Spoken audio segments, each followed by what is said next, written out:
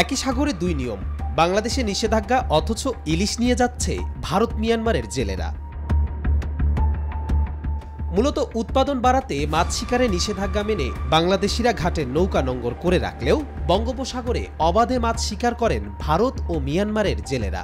নিষেধাজ্ঞা বাংলাদেশ মানলেও সাগরের ইলিশ সহ সব ধরনের মাছ নিয়ে যাচ্ছে প্রতিবেশী ওই দুই দেশ। তাই সামুদ্রিক মাছের প্রজনন বৃদ্ধির লক্ষ্যে সরকারের দেয়া নিষেধাজ্ঞা কাজে আসছে না, মিলছে না কাঙ্ক্ষিত সুফলও। এতে ক্ষতির অভিযোগ করছেন বরিশালের অভ্যন্তরীণ ও উপকূলভাগের জেলেরা।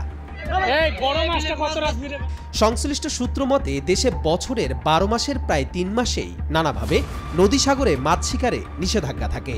মাছের প্রজনন উৎপাদন বাড়াতে সরকারের নির্দিষ্ট সময়ে শিকার বন্ধ রাখার ঘোষণা দিলেও প্রতিবেশী দেশ ভারত ও মিয়ানমারে ওই সময় চলে অবাধে মাছ শিকার।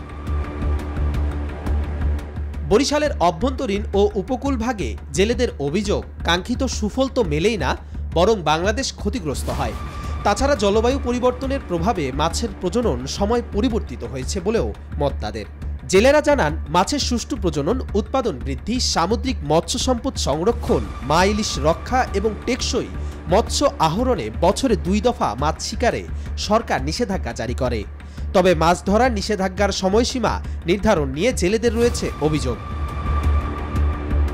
এদিকে মৎস্য বিভাগের তথ্য মতে ভারতে এলাকাভেদে 15 এপ্রিল থেকে 14 জুন পর্যন্ত 61 দিন ও মিয়ানমারে 16 মে থেকে 31 আগস্ট 91 দিন সাগরে মাছ শিকারে নিষেধাজ্ঞা থাকে।